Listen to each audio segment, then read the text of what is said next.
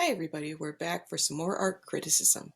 This time we're going to reflect on the interpretation that you did in the previous presentation. As a reminder, there are 4 steps in critiquing an artwork. Step 1 is description, Step 2 is analysis, Step 3 is interpretation, and Step 4 is evaluation and judgment. As a refresher, the definition of interpretation seeks to explain the meaning of the work based on what you have learned so far about that artwork. It is what you think that artist was trying to say. In interpretation, you have to think beyond just trying to tell a story, but you need to figure out what that artist was trying to communicate. This is based upon the facts that you have observed and your own life experiences.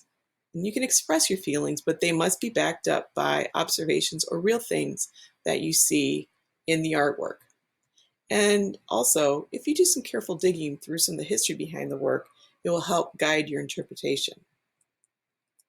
The artwork that we did our interpretation on last week was Giorgio De Chirico, The Mystery and Melancholy of the Street. This was painted in 1914. When I begin an interpretation, I like to think of this as a play or story and figure out who the characters are and what the setting is. For the characters, we see a running girl with a hoop.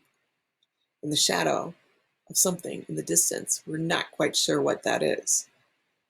The setting is a street between 2 buildings that have large colonnades, an open boxcar, the setting sun, and an empty street other than those 2 characters. If we look even closer within this, we see a repetition of the arches and of the colonnades, and those have deep shadows.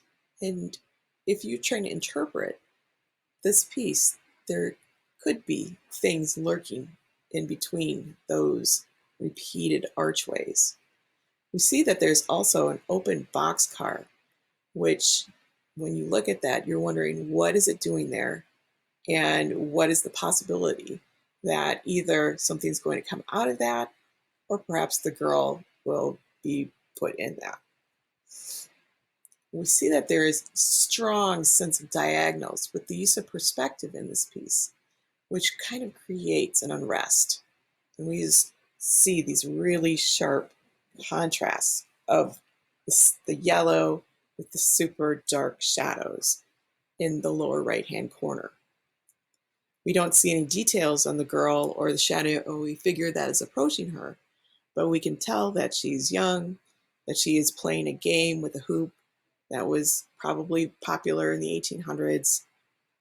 And we see that her hair is flowing behind her, so we see that she is in a movement. In film noir, we see lots of uses of light as dramatic effect, and also we see that here, which creates some eerie, dark areas which look kind of ominous. Also, the use of diagonals kind of creates this feeling of unrest, and the asymmetry in this work also helps push that feeling of unease or unrest. The use of yellow psychologically is sort of one of our colors that we use for warning, and it really contrasts well with the dark shadows of the 2 figures. De Chirico often said that the use of the colonnades was representative of his mother, who was overbearing when he was a young child. Very far, far, far in the distance, there is a locomotive where we see the end of the yellow street go into the horizon line, which is representative of his father, who worked as an engineer. If we interpret this, and we just think about, is this an uplifting or happy scene, or is this sort of a mystery? Obviously, we're going to go with the mystery angle of this work. So that is my interpretation of this work.